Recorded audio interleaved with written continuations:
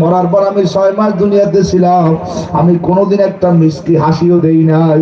সুযোগ পাইলি কান ধর বলতো রহমতের নবী কোথায়,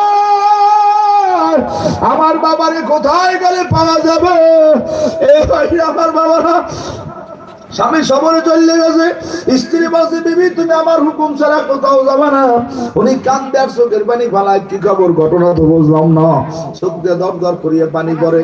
আব্বার অসুখের খবর শুনে যায় নাই, আজকে মরার খবর হয়ে গেছে। দ্বিতীয় দিন খবর আসছে ফুফু দাদা আর দুনিয়ায় নাই। ফুফু ডাক দিয়ে একাই বাড়ছিল, আমি যাইতে পারবো না। কেন? আমার স্বামী মানা করছে। এখন তো ফুফু বাড়ির মধ্যে ওদিকে জানাজা দিয়া গোসলাদি করায় তার আব্বাকে দাফন করছে। 6 মাস পর স্বামী সফরে বানাইছে, আইয়া দেখে বিবির গালের মধ্যে দাগ, চেহারা শুকিয়ে গেছে। ও বিবি তুমি কি ঘুমাও নাই, খানা দানা কি ছিল না? স্বামী সবই আমার ছিল, আপনি যাওয়ার 3 দিন পর আমার আব্বা মারা গেছে। বাবার মায়া, আমার চোখে পানি, ক্ষুধা নাই, ঘুম নাই।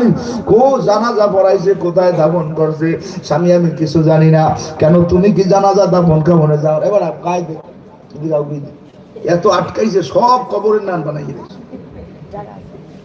স্বামী কান্দার বলে তুমি কি জানো না কোন জায়গায় দাফন করছে?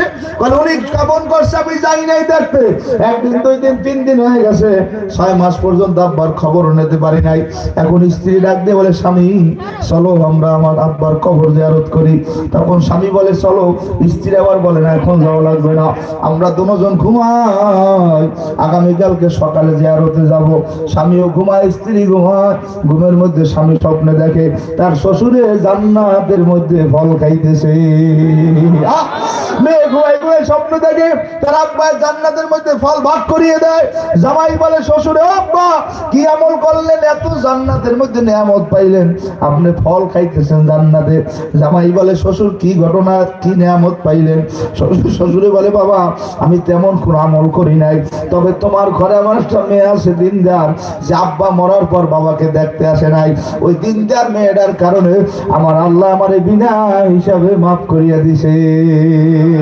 এই জন্য আগের মুরব্বীরা কান্দর বলতো একটা ছেলে দিলে আল্লাহ, একটা ছেলে দে, কামাই খাওয়ার আশা নাই, মরলে আমার জানাজার নামাজ পড়াইবে। একটা মেয়ে দিলে আল্লাহ, একটা মেয়ে দে, জামাই বাড়ি যাওয়ার আশা নাই, মরার পর একটু কোরআন শরীফ পড়িয়ে দোয়া করবে। যেই মেয়েটা কোরআন পড়তে পারে, আব্বা মৃত্যুর সময় পাশে কোরআন পড়ে, কবরে মারা গেলে পাশে জিয়ারত করিয়ে দোয়া করে। এই যে আলতাফ ভাই বললো হুজুর আমার এক আত্মীয় আমার হাদিয়েও দিয়েছে, বলে কোরআন শরীফ পড়ছে, তার আব্বার জন্য মায়ের জন্য দোয়া চাইছে। এ যুবকরা, পুরানো কবরের যাত্রীরা, ও পর্দার মধ্যে মায়ের আমার বোনেরা, আজকে যারা দিন মানো না, ইসলাম মানো না, তোমার কি কবরে যাওয়া লাগবে না? ফেরাউনের ঘরে আসিয়া থাকতো, ফেরাউন বলতো আমার ঘরে থাকলে নামাজ পড়তে পারবা না, রোজা রাখতে পারবা না। আসিয়া ফেরাউনের ভয় ভয় গোপনে নামাজ পড়তেন। রোজার দিন আসিয়া তোর কাছে পান খাইতেন। কি পান খাইলে রোজা খায়? কথা কাছে পান খায়। ফেরাউন দেখতে পায় আরে আসিয়া আমার দলে যোগ দিয়েছে, রোজা খায় না। ফেরাউন বাসায় করে চলে যেত। আসিয়া যাইয়া কুলি করিয়া সপ্তমত মেসওয়াক করিয়া নামাজের পানি দেবে কাঁদতে কইতে আল্লাহ আমি ফেরাউনের ভয় পান খাইছি, তোমার ভয় সিদ্ধি গেলি না। সারাদিন পান চাওয়াইলো রোজা যায় না, মুখের মধ্যে গিলিয়া সিদ্ধি খাইলে রোজা যায়। এই জন্য ফেরাউনের ভয় আসিয়া এত সম্মান আল্লাহ দিয়েছে। আসিয়া মরার পর কবরে গনে আল্লাহ কবরটা জান্নাতের বাগান বানাই দিয়েছে। এখন কবরে গনে জান্নাতের ঘেরান উঠতেছে।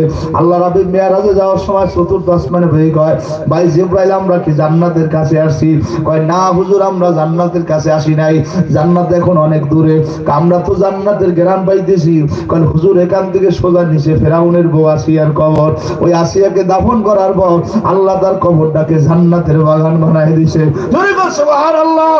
ওই কবরে গনে জান্নাতের দিকে ঘেরান যায়,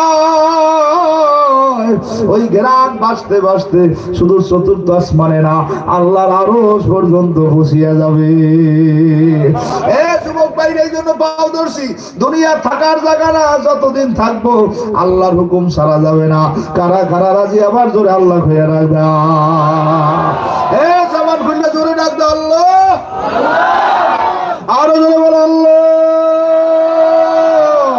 আল্লাহর হুকুম যদি যদি না ছাড়ো তুমি মরার পর আল্লাহ ঘোষণা দিয়ে বলবে